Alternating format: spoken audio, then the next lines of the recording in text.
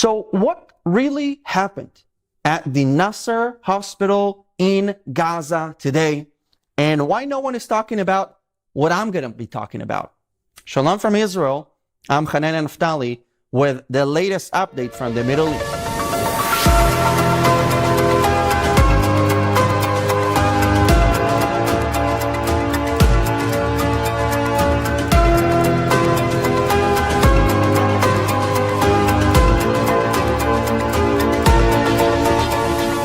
Today, I want to talk about the strike near Nasser Hospital in Hananya, southern Gaza.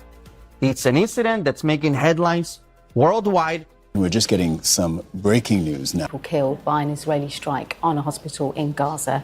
Everybody's talking about it. Now, according to the Israeli army, a strike was actually carried out earlier today in the area of the hospital.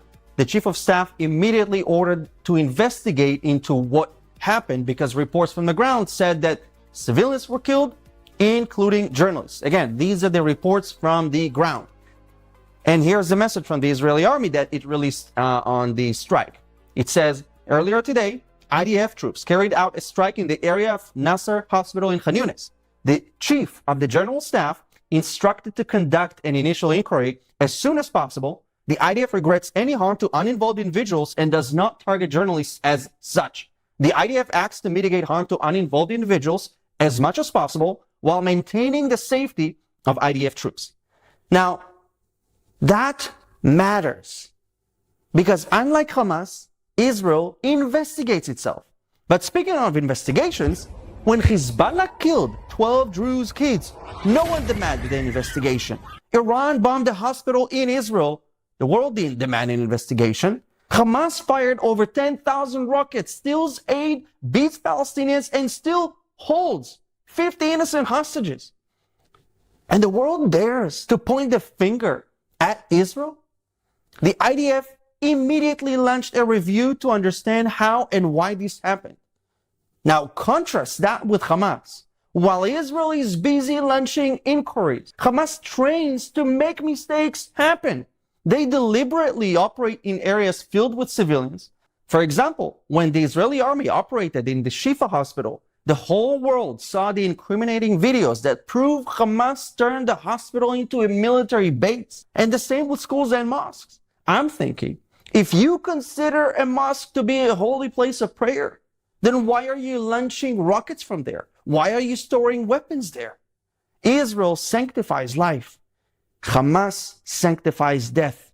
They put rocket launchers next to playgrounds while dressing as civilians. Actually, Hamas only wears its uniforms during ceasefires. That's why their uniforms are so clean, because they fight dressed as civilians.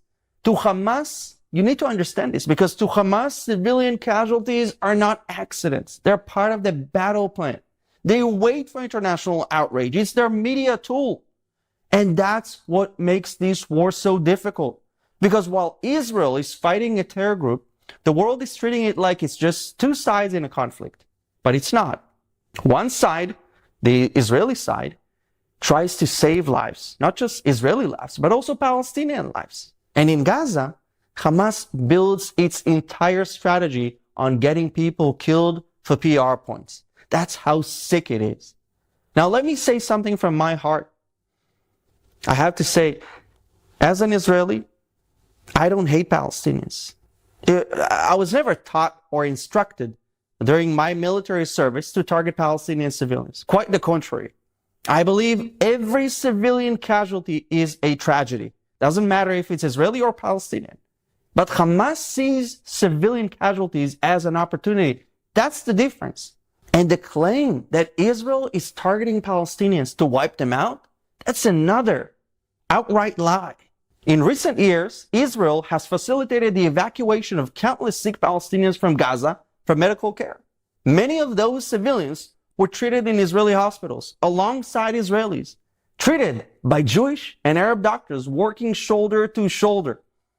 By the way, try to show me one Jew in Gaza. In Israel, you have 21% of the population there are Arab. Now, we're talking about children with diseases, cancer patients, that were treated in Israel from Gaza. By the way, in 2008, Israel even removed a brain tumor from Yahya Sinwar, who later became the leader of Hamas and led the massacre on October 7th. Israel saved his life, and that's what he did to us in return. This alone should destroy the absurd claim that Israel wants to eliminate Palestinians. Think about it.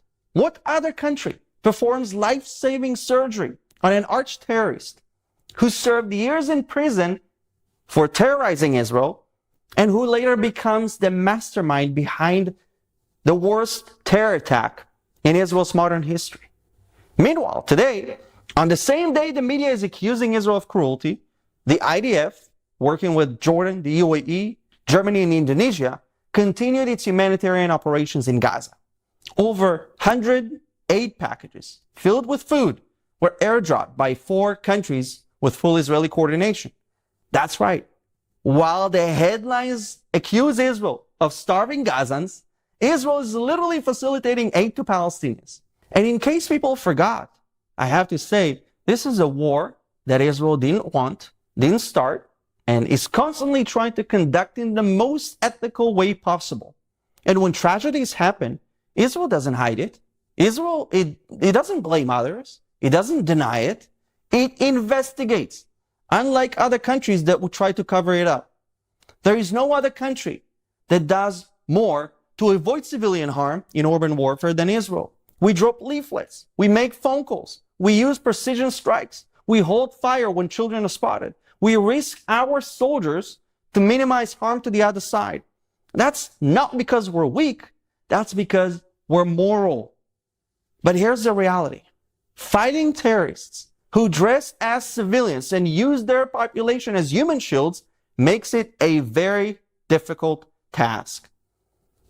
But when incidents happen, there is a difference between how democracies respond, democracies like Israel, and how terrorists behave. Israel responds with investigations. Hamas responds with propaganda. Israel says, we'll find out what happened. Hamas says, we'll make sure more of this happens. That's why it's so important to share this video, because we are in a media war. This media war is about whether the world can still recognize the difference between a terror regime and a nation fighting for survival. Let's not forget, on October 7th, Hamas invaded Israel, slaughtered entire families, raped women, kidnapped babies, and Holocaust survivors. That's what started this war. This is not a cycle of violence. This is a response to evil. And while Hamas continues to hold hostages, Israel is trying to protect its people, bring back the kidnapped, and prevent this evil from ever repeating itself. Because never again is now. And we're not going to take any lectures from anyone on how to ensure our existence in our homeland.